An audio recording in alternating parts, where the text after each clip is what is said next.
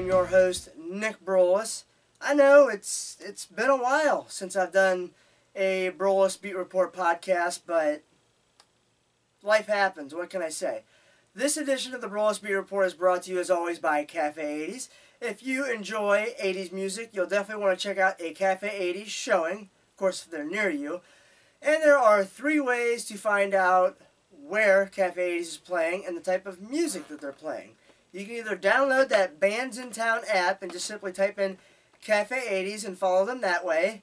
You can follow them on Facebook and like their page. Or you can actually just go simply to their main homepage on the internet, thecafe80s.net. Me personally, I love the Bands in Town app because that way you actually get emails sent to you letting you know that they're going to be in town close to you and where they're at, when they'll be playing, things along those lines. So if you like 80s music, you'll definitely want to check out a Cafe 80s show. Now, in a lot of my previous Broulis Beat reports, I've tried to cover all the different teams, things like that. Well, I wanted to start to switch things up a little bit, keep these videos just a little bit shorter, hopefully. And so what I decided to do is I'm going to talk about usually, specifically, maybe one team, one league, things along those lines. So, with that being said, this kind of new edition, new formatted version of the Broulis Beat Report, I wanted to talk to you about Major League Baseball. And of course, I want to start out with the Indians. And they didn't exactly end the first half of the season because we all know we are in the start of the All-Star week for Major League Baseball. They did take 2 out of 3 from the Detroit Tigers over the weekend, which that's something else I'm going to get into here in a few minutes. But anyways, they did lose the 3rd and final game of the series, but it was a good game. The 5-3 was a final from Progressive Field as Detroit ended up taking the 3rd game of the series, but the Indians did win the series 2-3. Throughout the season, I have taken some notes, and there's 2 players that have, well, actually 3, but there's 3 players that have stuck out to me so far this season for the Indians. Other than Edwin Encarnacion finally getting what looks to be comfortable with his new team and his new surroundings, I had actually talked to a couple friends of mine who are actually smarter than me when it comes to baseball. As some of you may or may not know, baseball is my 3rd most knowledgeable sport. Football and basketball are close, 1A, 1B. But I had told them that I didn't really expect Jose Ramirez to take much of a drop-off this year in terms of his numbers. Because this guy right here, Mr. Nick Broulis, I was the one that 2 years ago was ready to let go of Jose Ramirez. I was done with him. I figured there was nothing left to go. Well, here's the thing. Last year was his coming out party, so to speak. And this year so far, including last night's game, he's batting .332 with .601 slugging percentage, .988 OPS, and he's 2nd on the team with 48 RBIs. Okay? 17 home runs. That's 2nd on the team. 5 triples. That actually leads the team. And 27 doubles, again, that leads the team.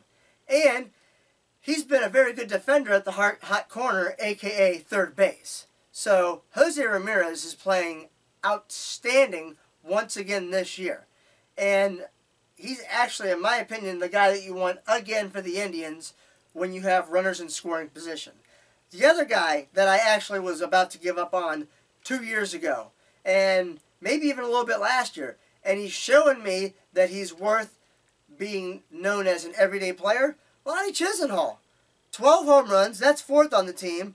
He's got a .305 average, which is 4th on the team, and 51 RBIs. That's the most on the team. And to add to that, he's a great defender out in right field. The Indians tried to experiment putting him out in center field like they did with Geyer. Boy, was that ugly. Ooh, that was ugly. So they just said, okay, you're specifically a right fielder. Well, smart move. The other guy that I wanted to bring up was the call-up, Bradley Zimmer. He is an excellent, excellent center fielder. And he's got 5 home runs, 25 RBIs, and his batting average is .285. You remember last year when the Indians made that deal with the Yankees? And they decided to send Clint Frazier instead of Bradley Zimmer? So far, that looks like a smart move. Because with Rajai Davis leaving the Indians last year, that kind of left a gap in center field. And they call up Bradley Zimmer, and look, it's like they didn't miss a beat. So, kudos to the Indians on all that. Now, after the All-Star break, the Indians will begin a six-game road trip out in the Bay Area. They'll start out with 3 games against Oakland, and then they'll have 3 games against San Francisco. And since I'm talking about San Francisco, that NL West, the Indians have been absolutely terrible against that division.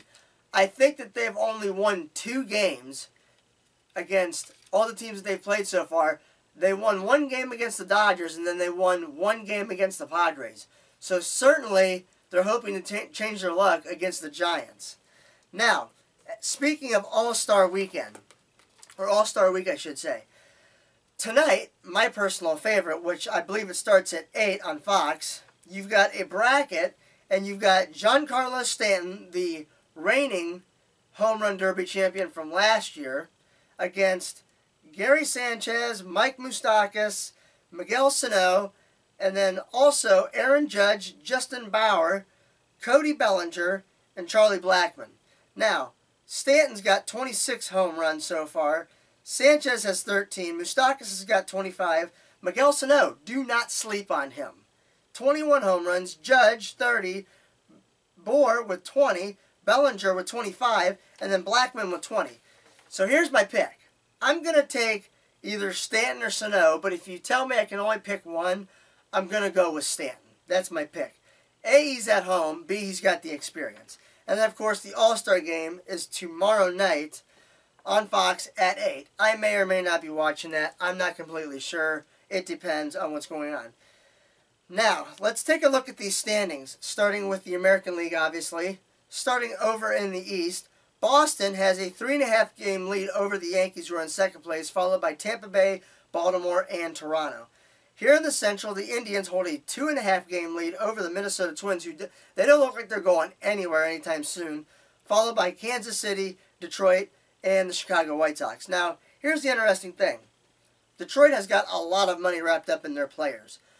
So here's my question, okay? I believe it was either Kansas City or Detroit to finish second or third in the AL Central to start out the season in my predictions. Now, I'm bringing this up because it's well documented through different articles that the Detroit Tigers have said, look, if we're below 500 come end of June, we're open to trading whoever.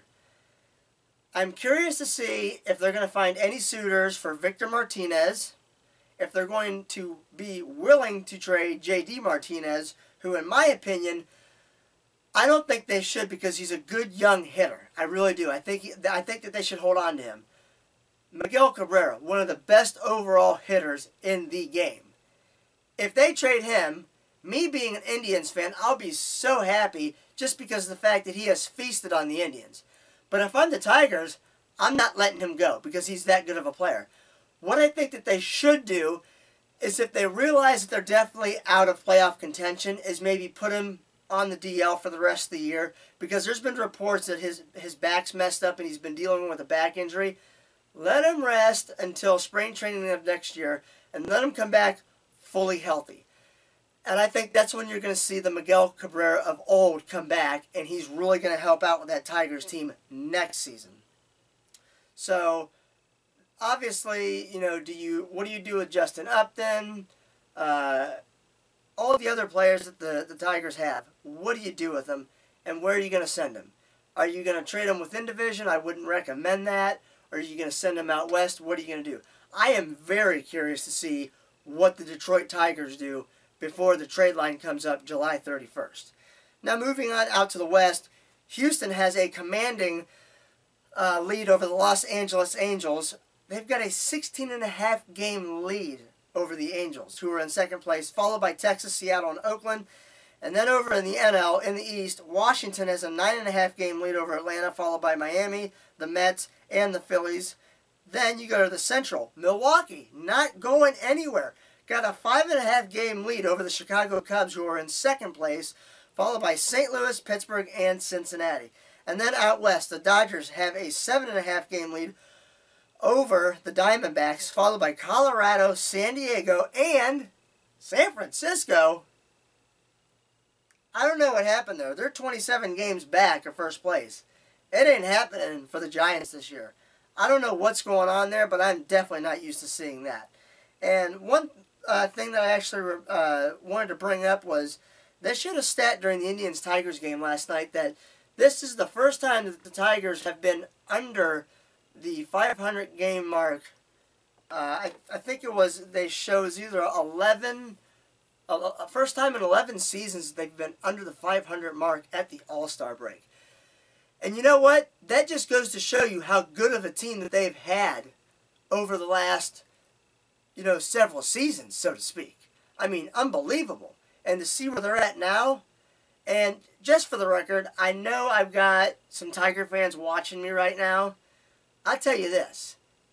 I'm actually enjoying this season series so far between the Tigers and the Indians, because excluding the first 3-4 games of this series, these games have been have been close for the most part, and that's what I like to see in a rivalry between two teams that are so close, especially geographically wise. So there you have it with this edition of the Broulis Beat Report. I will be starting to put up some new articles on fandom.com about some of the other teams that I'm going to be talking about, but my point is with this new way of doing things, I'm going to really try and strictly focus on what I just did, mainly with one sport, one team, things along those lines. So I do hope that you did enjoy this edition of the Broulis Beat Report. My name is Nick Broulis, and until next time, have a good one, everybody.